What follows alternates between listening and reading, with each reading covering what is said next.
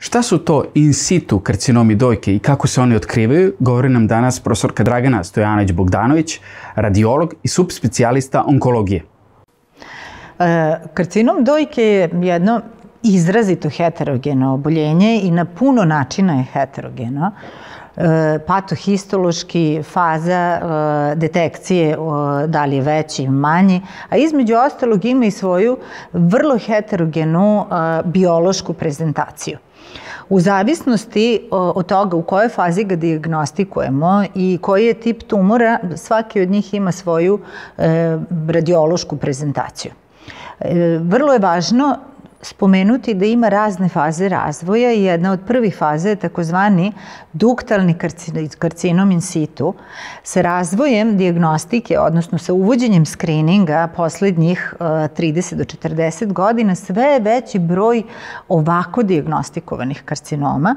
Oni su nekada bili jako retki i sasvim su se slučajno nalazili u zemljama aktuelno gde se sprovodi rutinski skrining sa obuhvatanjem populacije od 80%, više od 35% je takozvanih duktalnih karcinoma in situ. Šta to uopšte znači? Tradicionalno, takva vrsta karcinoma predstavlja promenu koja se nalazi unutar samog opne duktusa. Mlečnog kanala. Tako je.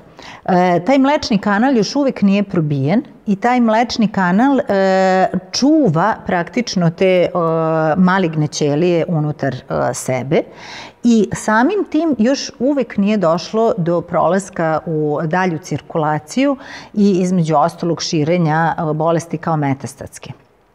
Zahvaljujući tome, mi radiolozi se uvek radujemo kad takvu vrstu tumora pre svega dijagnostikujemo, zato što znamo da ćemo tu ženu nakon operativnog lečenja praktično izlečiti. On je u stvari i neinvazivan. On je potpuno neinvazivan. Ovde se na slici vidi, možete i vi da pokažete kako se tumor razvija unutar samog kanalića i jeste, tu dolazi do proliferacije ćelija i tumor je i dalje unutar samog kanalića, dok na drugoj slici vidimo kako te ćelije invazivnog tumora probijaju dalje. On se demonstrira u različitim opet patohistološkim formama koje mogu biti i u samoj žlezdici, pa mogu biti lobularne, tada se on naziva lobularni karcinom in situ, ili mogu biti u nekoj papilarnoj formi, to je mikropapilarni karcinom koji prelazi u invazivnu formu koja je, nažalost, nešto agresivnija.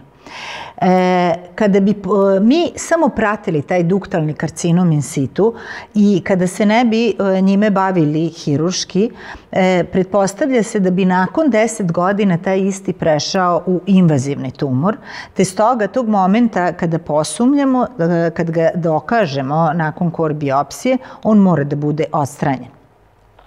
Postoje različite faze dolaska praktično do samog duktalnog karcinoma in situ. To su neke preteče i tog prapočetka karcinoma, kao što je tipična duktalna hiperplazija koja može preći u atipičnu duktalnu hiperplaziju i sledeća stepenica biva duktalni karcinom in situ. Nekada patolozi subjektivno doživljavaju atipičnu duktalnu hiperplaziju i kada damo pločice na superviziju drugom patologu, jedan kaže da je duktalni in situ, drugi da je atipična duktalna hiperplazija, što će reći da je mala granica između tih još uvek dobroćudnih promena u odnosu na sam duktalni karcinom. On opet ima svoje graduse. Ovaj gradus 1 svakako predstavlja najdobroćudniju formu i demonstrira se najčešće isključivo i samo na mamografiji, nekim rasutim, prašinastim, vrlo diskretnim mikrokalcifikacijama koje se isključivo i samo vide na mamografiji. Često puta, obzirom da tu nije došlo ni do kakvog ulaska dubljeg u epitel, se ne vide ni na magnetnoj rezonanci. Znači, dešavalo se da mamografski je tumor očigledan, ultrazvučno potpuno nevidljiv, a da se ne vidi ni na magnetnoj rezonanci. Već je drugačija situacija sa ovim intermedijalnim oblikom koji je tako zvani gradus 2. On se vidi na magnetnoj rezonanci, isto tako se vidi i na mamografiji, ali pod znakom pitanja da li će se videti na ultrazvučnom pregledu.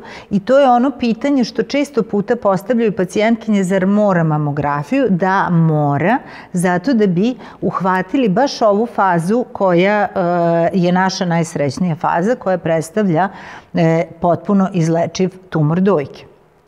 G3 karcinom je primećeno da daje metastaze, znači duktalni in situ G3 je primećeno da daje metastaze u limfne čvorove i ispostavilo se da je u određenom broju slučajeva ipak bolest koja nije 100% izlečiva.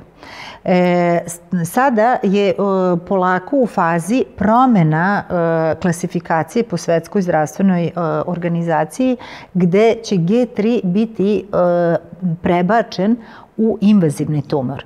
Naime, G3 predstavlja agresivnu formu koja ima i puno nekroza, ima tipične kalcifikacije koje su vrlo pleomorfne, koje zahvataju sve moguće kanaliće, a praktično su posledica takozvane neodukt geneze.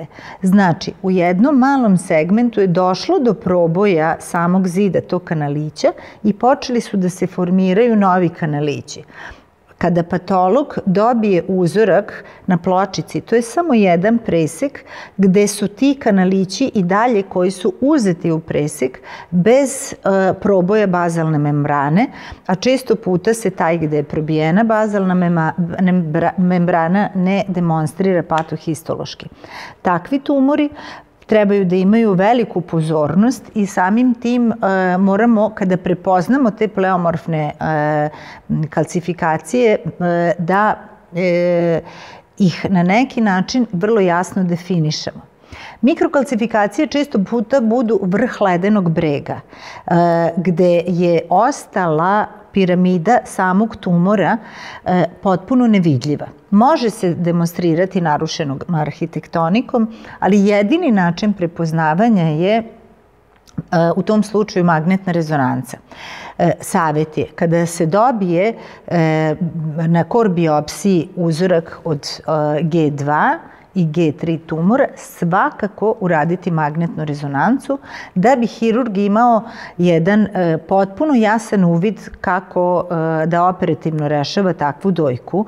Dešava se da mi vidimo na mamografiji samo jedno malo područje, dok je to isto područje na magnetnoj rezonanci u santimetrima i zahvata jedan kompletan lobus, a nekad i dva.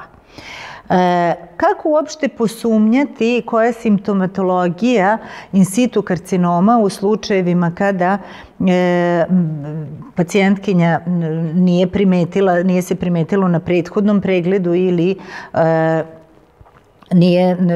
nije išla pre toga na preglede. Znači, svaka žena koja ima krvav iscedak obavezno da se javi na pregled. Ako se ultrazvučno ništa ne vidi, obavezno mora da se uradi mamografija. Često puta to uopšte ne mora da znači da je u pitanju ova bolest, ali mi je moramo isključiti. To je ono što je osnovni zadatak radiologa, da kada pacijent izlazi iz ordinacije smo 100% sigurni da smo isključili promene koje su na bilo kakav način sumnjive. Takođe, bistar iscedak mora da probudi pažnju, za razliku recimo od žućkastog, zelenkastog, sivkastog i svih ostalih koji su potpuno nebitni, a ženi obično izazivaju neprijatnosti jer baš nisu lepe boje. Znači, bistar i onaj koji je krvav su neophodno uraditi mamografiju.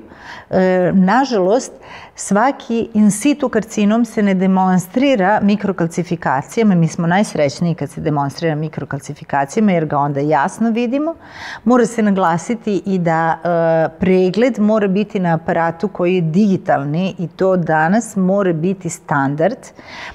Digitalni aparat će pružiti vrlo visoku rezoluciju i zaista jasno prisustvo odsustvo mikrokalcifikacije u samom tkivu, za razliku od analognih koji često puta zbog loše kvaliteta slike imaju devalviranu predstavu i odsustvo same vizualizacije mikrokalcifikacije.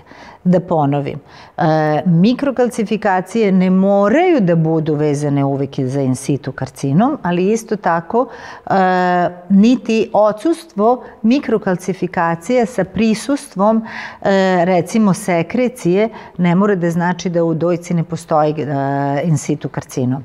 U takvim slučajevima je potrebno uraditi magnetnu rezonancu i takvog iskustva imamo više slučajeva kada se niti na mamografiji, niti na ultrazvuku nije prikazao bilo kakav znak prisustva karcinoma, ali zato na magnetnoj rezonanci jeste.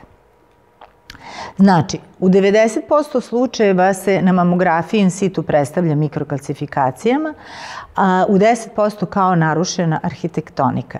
Mi imamo najveću senzitivnost na mamografiji, ali isto tako ne treba poceniti niti ultrazvuk, niti magnetnu rezonancu. Kada na ultrazvuku postoji vizualizacija in situ karcinoma, onda je vrlo verovatno da se radi o mikroinvaziji i to više nije in situ karcinom. Magnetna rezonanca treba da se radi samo u gore pomenutim slučajevima. Ultrazvučno se mora i može jedino detektovati sa visokofrekventnim sondama koje su od 10 do 13 MHz. Apsolutno mi bez tehnike ne možemo da funkcionišemo i radiolozi ako nemaju adekvatnu aparaturu su potpuno limitirani. Te iz tih razloga uvek sugeriram da se radi sa tim visokofrekventnim sondama. Sam radiolog može da registruje prisustvo mikrokalcifikacije na ultrazvuku, ali to prisustvo, obzirom da ne vidimo adekvatno distribuciju i oblik i veličinu tih mikrokalcifikacija, najčešće je nedostatno, te je neophodno opet uraditi mamografiju, bez obzira na godine pacijentkinje. Magnetna rezonanca samo pod definitivno pod uputstvom iskusnog radiologa i hirurga koji je dovoljno obavešten kad šta treba da se radi, ne radi se u smislu skrininga. Jer može da se desi da se onaj G1 ni na koji način ne vidi, što ne isključuje prisustvo te vrste karcinoma. Hvala vam puno na ovom razgovoru. Hvala vama.